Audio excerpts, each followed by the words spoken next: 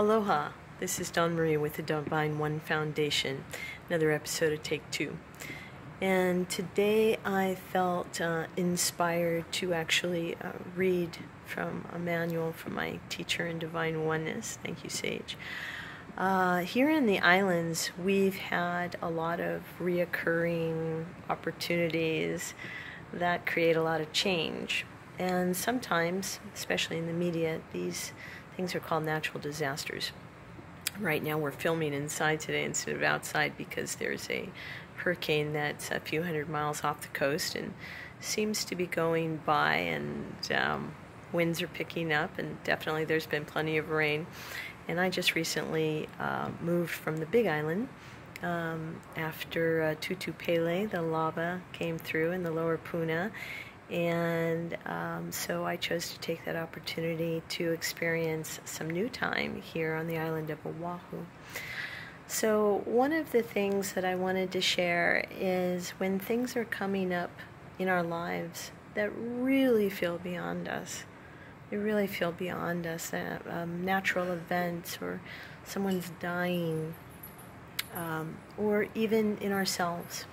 Where are we feeling? Are we feeling depressed or facing some challenges physically? And sometimes we really feel out of control, And the thing is, how do we learn to have out of control be where you're sitting in the seat of a plane? You bought the ticket, you're sitting in the seat, but you don't know how to fly the plane. And for the most part, we don't usually sit there the entire time and stress about not knowing how to fly a plane. So today I want to read from you. It's about dissolving states of mind, and so hopefully it won't be too dry, and maybe it will give you some tools today, whether you're facing problems in a relationship or health or money or a hurricane. So the process of dissolving. Don't deny what is outside of you. 1. Identify what is showing itself to you in your outer world. Are you once again experiencing car crashes, money issues, experiencing hardships at work, poor reoccurring health issues, or relationship problems? Become aware of what's going on around you and write it down on a piece of paper. It's really helpful to get something out of the mind and physically in front of you. 2, what are your states of mind, your feelings, about it? And then write down the states of mind that you have in those events. What feeling do you attach to that, whether it's your illness, your relationship? Go back into the past, your childhood, and feel and experience where you felt the same way and had the same state of mind, the same feelings, and write that down. Allow yourself to experientially feel the state of mind. Immerse into that feeling, not into the experience, because even how we see or interpret experience doesn't make the experience necessarily true. But beyond that is the feeling, and the feeling is where we shift, grow, observe.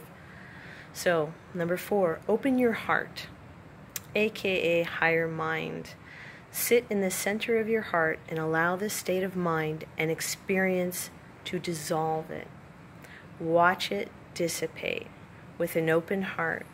Experience it melting away, dissolving, integrating.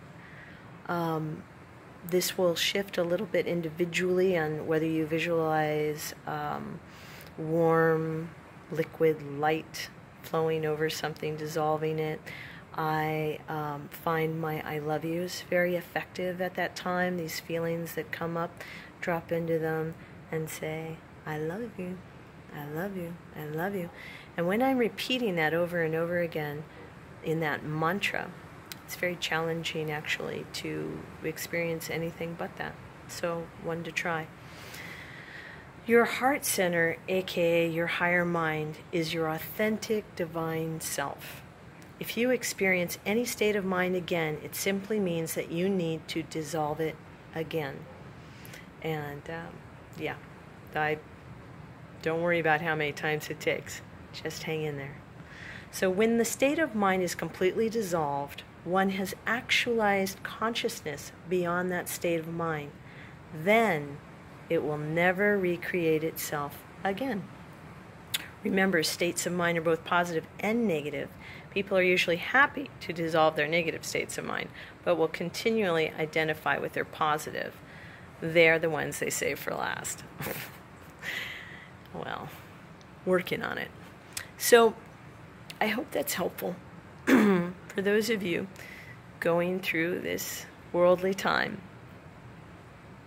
If you can have a moment of peace in yourself, know that you are a warrior, a spiritual warrior of the desire for actualized and authentic truth.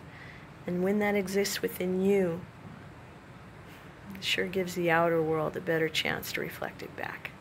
So that's my thought of the day. It's my consideration. One love.